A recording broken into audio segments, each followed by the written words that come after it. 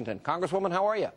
I'm doing great, Sean. Nice to see you again. Now, I really hope and pray we're not becoming Greece, which is a comment you made that has been picked up a lot. What did you mean by that?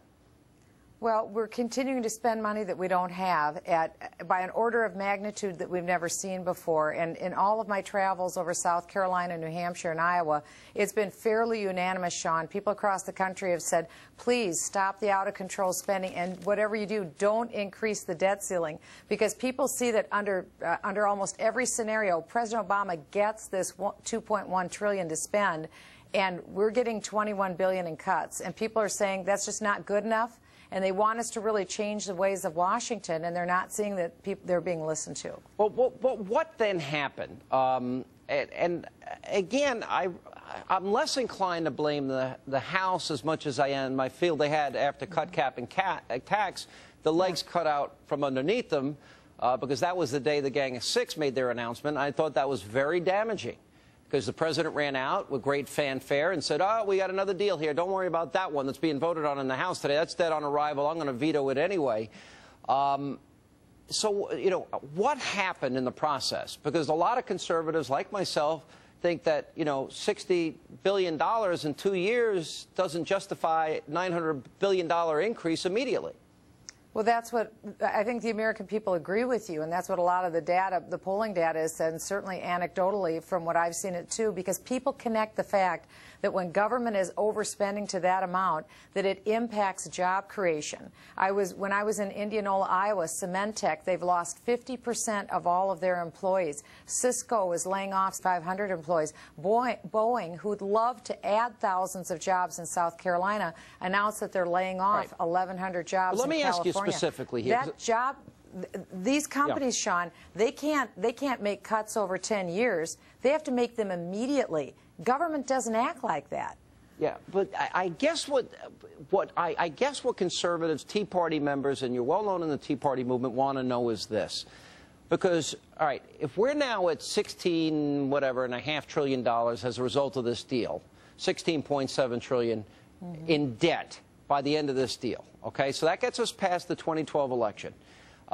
If we're going to add 8% a year in new spending every year because of entitlements that have not been reformed, spending, et cetera, and Paul Ryan's right, they did cut back. There's going to be a reduction in discretionary spending, but we're still going up 7.5%, 8% a year. That leads us to somewhere around $25 trillion in debt. Now, if we get to that point, we're going to be downgraded. That means interest rates go up. People have less money for consumer spending. That means that businesses are less likely to invest.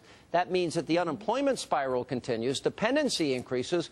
You know, when are we going to start arguing the real numbers here? Does that make sense? That's right, and that's my point, because all of this overspending does impact job creation and, unfortunately, the lack thereof.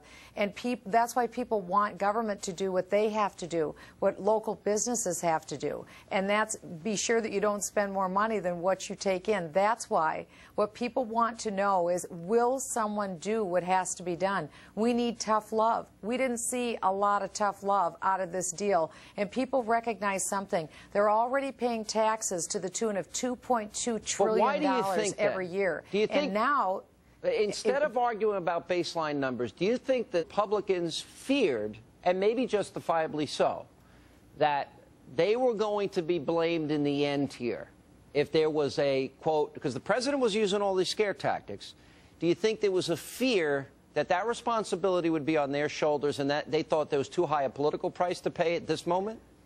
Well, you know, that's all the process questions. What I hear in reality where people live is that they're paying $2.2 trillion in taxes.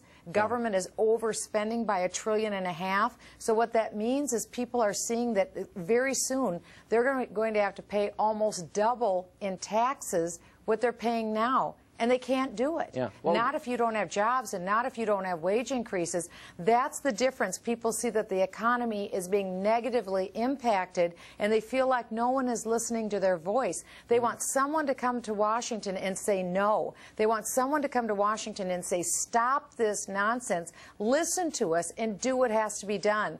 And they really, you know, they're watching the political games, but they want us to really do the right thing. Do you think Republicans failed then?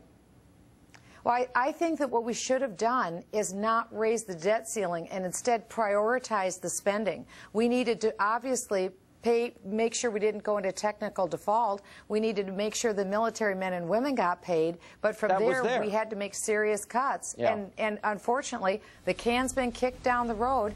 And now we have government that we obviously can't afford. This is why I think independents are moving away from the president, because we've never seen a president accumulate. That's right. But we now borrow 40 cents of every dollar you spend. We take in 43 cents, and it'll be more. Okay, 43 cents. We borrow $120 billion a month, and we only take in $180 billion, so we borrow another $120 billion more. That's right. The math we doesn't can't do add it. The math doesn't add up, and that's why people want someone to stand up and speak for them. That's what I'm trying to do, is speak for them. All right, Congresswoman, appreciate you being with us. Thank you. Thank you, Sean.